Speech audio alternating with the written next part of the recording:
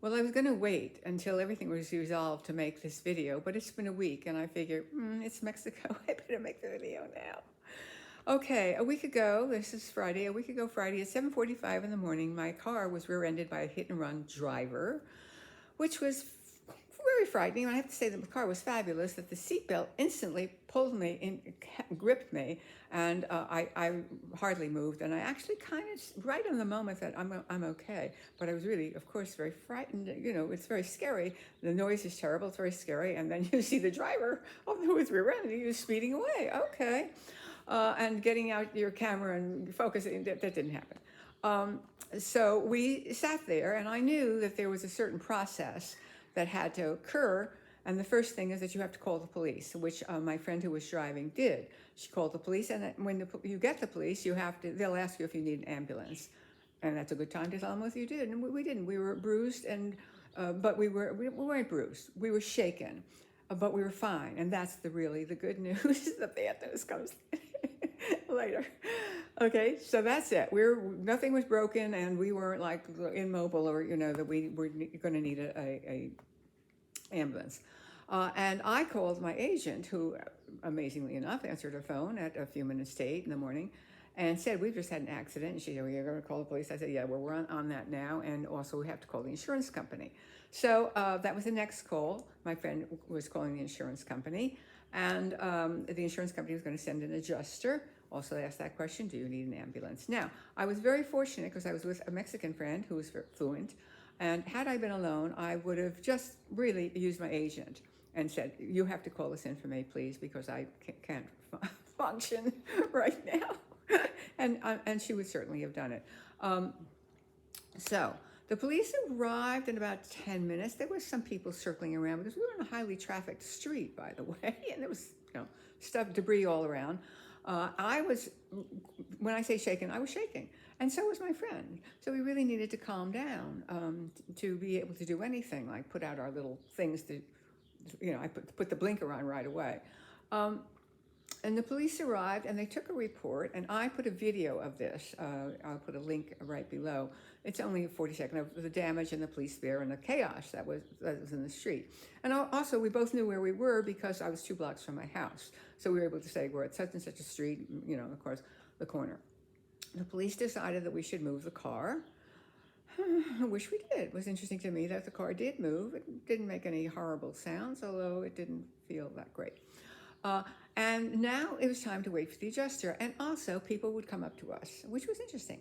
A woman came up to us, and she said she'd seen what had happened. And in fact, she and her husband were on their way to work and had almost been hit by the guy who hit us, because we were obviously trying to identify that person. And she said they had chased him. And he was driving a Lancia, but he had no plates on his car. And they had seen him nod out at the stop. It wasn't good. So he was clearly under the influence, or maybe he was just very tired, and probably he had nodded out right before he hit my car, which is a big red car, and also fairly new. It's a 2022 CRV Honda, and my pride and joy, my first new car in 17 years. How could you not see that red car unless your eyes were closed? Then you wouldn't see it. So we realized that was hopeless. He was gone. He's gone. And where he went, he was gone.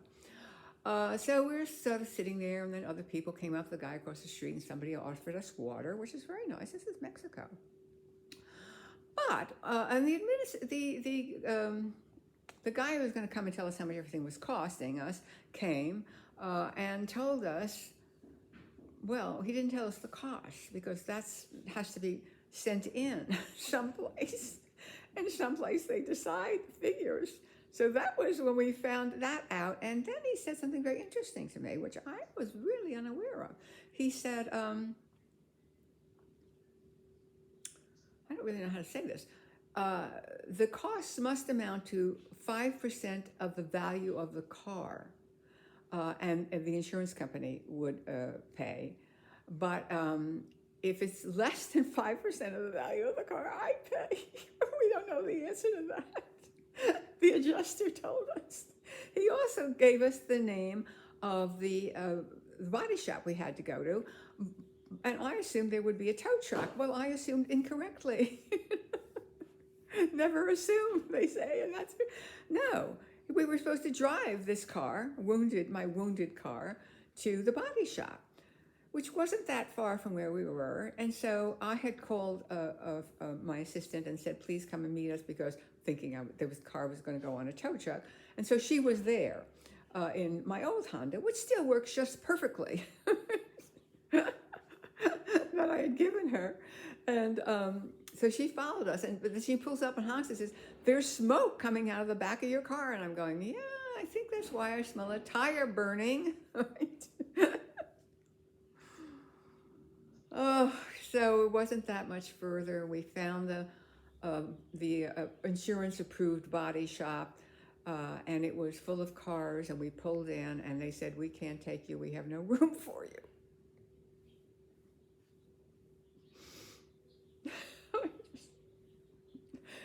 This is Mexico. So here are the rules. The first rule is you call the police. The police come and make a report.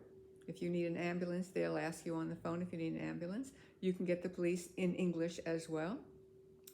You then call your insurance company, and they do have an English line that says loud and clear, press here for English. And they will send an adjuster out. The adjuster will arrive, and God knows when. It took us an hour and 10 minutes for him to come. He will then assess the damage to your car, but not tell you how much it is, because that's not his job. Okay, we have our little report, and also he asked us, did we need to see a doctor? And I said, no, we're fine. But my friend said, no, I got a pain here. So he gave us a little thing that said we could go to a local hospital, quite a good hospital right here, Santa Rosa de Lima, and it wouldn't cost us anything because it was a hit-and-run driver. Now, let me just say something about hit-and-run drivers. They are common in Mexico. They are common because insurance is expensive. Even cheap insurance is expensive. So it's really common that somebody who hits you who's not insured is going to drive off. So it's very important that you have insurance and you have uninsured motorist insurance. Okay, so I can't deal with any of this. I have to get something to eat. I'm starving by now. It's almost 11 o'clock. I have to get some water. So we go to a shop and leave my friend to take care of everything and the agent on the phone. And we come back with a coffee for her and whatever we're munching on. And I learned that the reason that they can't take us is because they have not received the parts from the factory to repair the cars they have, which are Hondas. And in that, I realized something. What they say, if you are a patient person and you move to Mexico, you will learn impatience. And if you are an impatient person and you move to Mexico, you will learn patience. And I was about to have a big lesson in patience. I was also told that I should drive the car back. I said, no, the car is smoking, it's burning. They said, don't worry, we'll fix that. Which meant that they would tie a wire around something on something else, around the muffler that was leaning against the tire, so that we could drive it without the smoke coming out and burning the tire, which is what we did. And my agent went over actually in person to talk to the owner of the body shop and say, listen, we need to get an estimate, please. That was on Monday. This is on Friday. It's 7 days later.